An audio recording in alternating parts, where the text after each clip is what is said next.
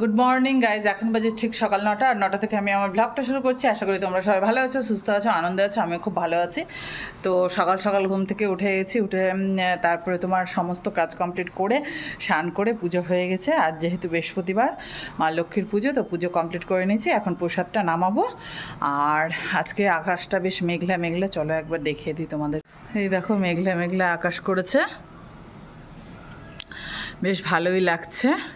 কিন্তু আজকে আমি আবার 2 রকমের আচার বানাচ্ছি, তো দেখাচ্ছি তোমাদেরকে একটু পরে। আগে প্রসাদটা তুলে নিয়ে চলে আসি। তো এই দেখো আমাদের মা লক্ষ্মী, আর এই যে আমাদের ঘট বসিয়ে পুজো হয়। তো মা লক্ষ্মীর পুজো প্রতি বৃহস্পতিবারে ঘট বসিয়ে করে দিই, তো হয়ে গেছে। আর মা মঙ্গলচণ্ডী আর এই যে মা তারার পুজোও করে নিয়েছি। আজকে বৃহস্পতিবার মায়ের চরণ পুজোও হয়। তো এখানে সামনে তো আমার কাছে চরণ নেই, তো সামনে আমি ফুল বেলপাতা দিয়ে দিয়েছি মায়ের সামনে। তো এবার প্রসাদগুলো সব তুলে নিই। তো এই দেখো চাল কলার প্রসাদ দিয়েছি, তো প্রসাদটা নামিয়ে নিলাম। আর বাসনগুলো রেখে দিচ্ছি, মেজে দিবে এখন। তো এই দেখো আজকে আমি বানাচ্ছি মিক্সচার আচার। তার জন্য এখানে নিয়েছি আদা, তারপরে নিয়েছি গাজর, লেবু, লঙ্কা, আর নিয়েছি ফজলি আম। তো এই আমগুলো, আর এই দেখো এটা হচ্ছে আমাদের মাটির হাঁড়ি, এই হাঁড়িতে করে সব এখন দিয়ে দেবো। দিয়ে এর মধ্যে লবণ হলুদ দিয়ে 2 দিন রাখবো। তো এই দেখো অল্প পরিমাণে লবণ দিয়ে দিলাম,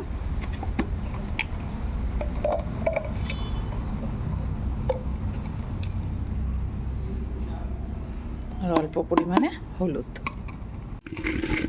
এবার এইভাবে পুরোটা নাড়িয়ে দিলাম। আর এই দেখো এখানে দেওয়া হয়ে গেছে আমসত্ত্ব। আর এই দেখো এখানে বানাচ্ছি মিষ্টি আচার।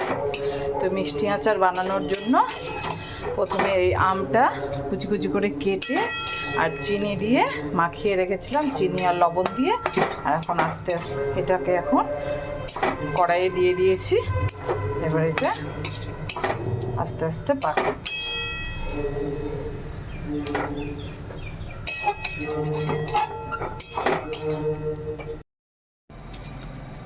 তো আমি এখন চলে এলাম ছাদে। তো আমাদের ছাদে ঘর হচ্ছে, তো তোমাদেরকে তো সেটা দেখানো হয়নি এখনও, মানে জাস্ট শুরু হয়েছে আর কি। তো তোমাদেরকে একটু দেখিয়ে দিই, তারপরে আবার কথা বলছি। তো এই দেখো ঘরটা শুরু হয়েছে, এত দূর অবধি উঠেছে। তো এই দেখো এখানে হচ্ছে একটা রুম, ওই যে একটা জানলা, আর এই পাশে একটা জানলা হবে। তো এটা তখন এরকম করে দিয়েছিল, কিন্তু এখানে একটা জানলা ফুটানো হবে। তো এটা হচ্ছে একটা রুম, আর এই দেখো এই পাশে রুম, আর এই দেখো এখানে একটা জানলা আছে, আর এটা একটা রুম। আর এটা বিশাল বড় একটা বারান্দা আছে সামনে থেকে।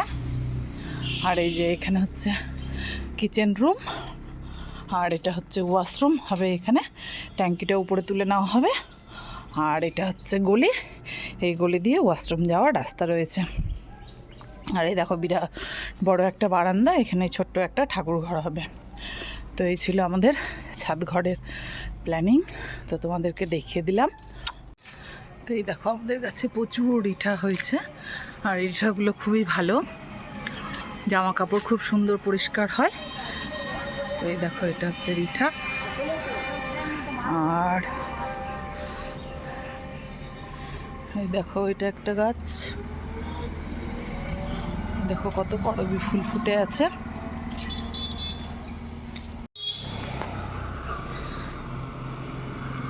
এই দেখো ছাদ থেকে রঙ্গন ফুলগুলোকে এত সুন্দর লাগছে দেখতে। তো এই দেখো আমার এখানে 3টা রজনীগন্ধার গাছ আছে। তো এই দেখো এই গাছে 2টো স্টিক দিয়েছে, আর এই দেখো এইখানেই ফুলটা ফুটবে। তো ফুল ফুটবে যখন তোমাদেরকে আবার দেখাবো। আর এই দেখো এখানে সাদা সাদা ঘাস ফুল ফুটে আছে। তো এইমাত্র লাঞ্চটা কমপ্লিট করে তোমাদেরকে গেলাম ছাদের ঘরটারগুলো দেখিয়ে দিলাম। আর তাহলে আজকের ব্লগটা এই পর্যন্তই থাক। যদি কোনো কিছু ভালো লেগে থাকলে প্লিজ লাইক কমেন্ট শেয়ার করো, আর আমার চ্যানেলটা সাবস্ক্রাইব করতে ভুলো না। আর অল টাইম সবাই হাসি মুখে থেকো।